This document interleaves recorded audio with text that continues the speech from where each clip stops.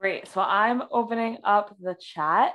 I saw actually a really beautiful question come in earlier. So I'm just going to start with that. I'd have to really scroll up to find it. But the question was like, if Gemara, what's the point of learning Gemara? Oh, here, I found it. Okay, great. Why is the Gemara so important unless someone is going to be a person who is a posek halacha, and then it would be good to understand the process. I mean, I can see it's a very interesting intellectual endeavor, and the fact that it's explaining the Torah makes it holy, but when one is learning Gemara, what is one actually gaining in terms of religion? Is there a point other than an intellectual exercise? Okay, I think that is such an important question. I love it, and I'm so grateful to Sarah Rivka Cohen for asking it. Okay, so I think everyone who learns Gemara probably has their own personal answer to that question. And so I'm sure we could go around the room and everyone would say, here's what I get out of it, and here's why I love it, and here's why it's important to me. But I want to just share my answer, which for me is that the Torah, there's been a conversation about the Torah and how to best live a Torah-driven life that started with Moshe at Har Sinai and has continued really throughout the generations as the world has evolved, as there's been new technologies, as we've had new understandings about how society should work and how to be kind and how to treat people well. And in order to really understand that conversation and to be part of it, and really every Jewish person, just by living their life, is naturally part of that conversation. But in order to really understand that conversation, the Gemara is where that conversation kicks off. And then everyone who's been part of that conversation in a written way since then, it's always been based on the Gemara. Even if what they're writing is not explicitly a commentary on the Gemara, maybe they're writing a code, maybe they're writing the Shulchan Aruch, maybe they're writing the Rambam's Mishnah Torah, but those are still connected to the Gemara. And if they weren't connected to the Gemara, they never would have lasted, because the Gemara is the heart of everything, and people would have just said, oh, but that's the opposite of what the Gemara says, this is terrible, and thrown it away. So in order to really take a place inside of that conversation, to understand that conversation, and that's the conversation that animates our lives as Jews on the daily, the Gemara is really where that all begins. So I think that that's a huge piece of it. Someone just put into the chat, studying Gemara with Rabbanit Michelle has rewired my brain and the way I listen to people. Yeah, and I definitely think that's true. Also, there's such a thing as a Gemara cup, as a Talmud brain. And it's a brain that, that's very well said. It's a Talmud brain that asks a certain type of question, that listens in a certain type of way. And I think there's so much just in terms of molding your intellect into this traditional type of Jewish intellect that can almost happen through Gemara study, that I think is also very valuable. But for me, it's being an active member of this 2,000-year-old conversation about how to be a Jew, older than 2,000 years even, about how to be a Jew. That for me is and the conversation is so lively. That's part of what I've been trying to show, right? There's a story here and a question there and an attack from the other. And I love that. And I love feeling like I'm part of it. So that to me is the real answer there, or my personal answer there. Let's say that instead of the real answer. Okay, Mona Fishbane asks, Rava is described as harif, sharp. Does this connote aggressiveness or intelligence? Well, it certainly in a certain way connotes aggressiveness, and we see Rava's aggressiveness kind of come out at certain times. But given that the halacha is like him in almost all cases except for 6, I think we're going to have to go with intelligence as well. And certainly, when you come to appreciate all of the many revolutions that Rava brought to our conceptualization of the halachic process, and that's a very big project, then you really start to appreciate Rava's brilliance.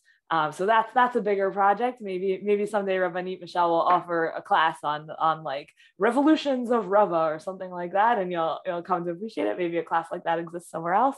But yes, Rava was also brilliant. Is Mitzvah always from the Stam? Also Tiku. Good question, Dr. Chladny. I want to go with yes to both. How do you jive with the sugyot that are disparaging towards women? Okay, wow. I have so much to say about this that I please God, lifelong dream is to like write a book, because I actually think that if we're going to be in conversation, if we're going to say we 21st century women are in conversation with these sugyot, we're the inheritors of these conversations, then what we have to do is find a way to make them true. So here's just an example, right? The Mishnah in Pirkei Avot says like al tarbeh sicha im ha'isha, don't speak to women too much. And so like I would love to create like just a set of interpretations that collect all of those types of comments, but then kind of like come up with redemptive understandings of them. So what does it mean too much? What's too much conversation with a woman? Maybe it means it's too much conversation when she's no longer comfortable talking to you. It's too much conversation when you've crossed a boundary. It's too much conversation where you made an awkward comment about her body. It's too much conversation when you said something to her that was just inappropriate and shouldn't have been said. Maybe that's what al tarbeh sicha im ha'isha is. And then all of a sudden, this thing that sounds really regressive and like, oh, like you talk to women and you're wasting your time or you're wasting your intellect. Like all of a sudden, what if we keep that teaching, but we understand it in a totally different way, in a way that really is helpful and lifts up our world and makes it a better place. So things like that, I would love to, that's like a life dream, is kind of like redeem all of those ideas. Okay. Sorry, I just need to scroll up.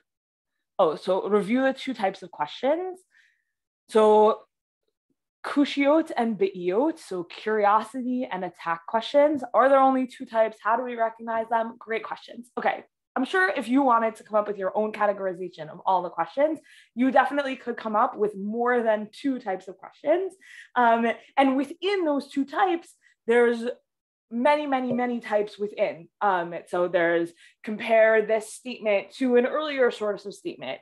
There's the kushya that says this statement doesn't make any sense logically. There's the kushya that says, well, you're interpreting the Mishnah, or you're interpreting the Torah in that way, but that pasuk in the Torah already is used to teach some other halacha. So how do you understand that?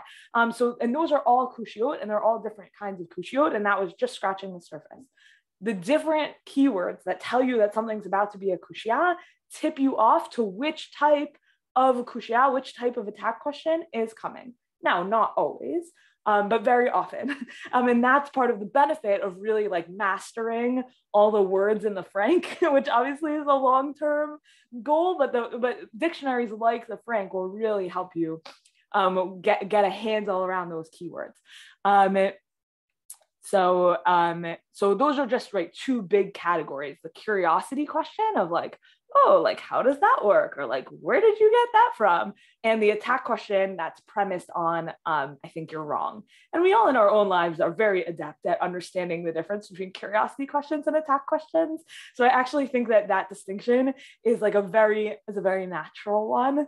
And it's so often people are like, oh, I'm just asking, and that's someone trying to say, oh, you read me as a kushya, but really it was a be'iyah, or I said it as a kushya, but I meant to say it as a be'iyah, which is more likely. But I think those two types of questions, there's something like very true about just the two, and then with lots of different subcategories under it.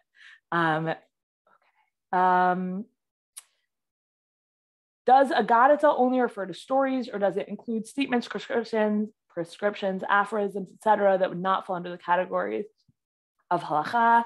How does the Ein Yaakov define Agadita? How does the Ein Yaakov, in other words, what does the Ein Yaakov include? I'm not expert in the Ein Yaakov. I don't think it includes every single like aphorism or one-line statement. I think the Ein Yaakov is mostly longer stories, but the Ein Yaakov is also really long. So it's a whole range.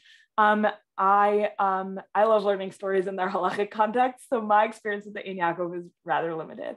It's actually mostly I learned the Ein Yaakov in order to learn Rav Kook on the Ein Yaakov, which I really love. Anyways, for another time. So Agadita, people use it very broadly. I think what you're getting at with this question is exactly right, that things that are not halacha often are referred to as Agadita. And at the same time, if someone were offering like an Agadita shiur, like if you were going to go to an Agadita shiur, it would not typically be kind of one-off statements or like this pasuk in Eov teaches you this life lesson, unless that led into a longer story. So even though we would call this pasuk in Eov teaches you this life lesson an Agadita, if you went to like an Agadita class, it would probably be about longer stories. Okay, thank you all. I'm so glad you want to order my book that I have not even written one word of yet, but I'll let you know.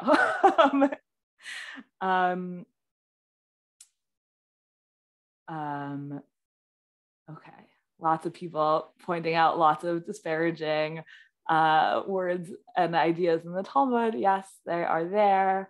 And I have lots of thoughts about all of them. But I think now's not really the time. I'm wondering if I missed any questions. Okay. Thank you all for your words of chizuk about my someday book on redeeming the seemingly difficult parts, feminist parts of the Talmud. I'm glad there would be some buyers at least. All right, so I guess we're all good with that. If people do have kind of follow-up questions, I can be reached. I teach for an organization called Drisha. We're an America-based Jewish education organization. So I can be reached. My email there is just sarna@drisha.org. There's also opportunities to keep learning with me there if you want to. We have a new semester of classes that's starting up, and I really like, it's an organization in America that I really love. So I would love for, I would love to keep being in community and being in learning community with you all there. But I really enjoyed this opportunity to teach for Hadran. And I can't even begin to say like how important and transformative of an organization Hadran is, as many of you know. But if this is your first time learning with Hadran, like really pay attention to what they're up to, because they are changing the world, and it is so amazing to watch. And Rabbanit, Michelle, and Maggie work so hard, and they're this tiny little 2-person team, and so there's nothing more important than supporting Hadran and their incredible Jewish people transforming work that they do just by like teaching people Torah, which is just the most unbelievable, beautiful thing ever. So I'm so grateful that you are all here. And yeah, definitely the message is keep learning. Absolutely. Thank you, Rabbanit Leah Sarna, and thank you to all of you for having taken part in Hadran's Complete Beginner's Guide to Gemara. We really hope to see your face again, whether it's at Daf Yomi or at another course with Hadran. And hopefully in the future, we will also get to see Rabbanit Leah Sarna collaborating with Hadran at some point. We're very excited to do that. Thank you all.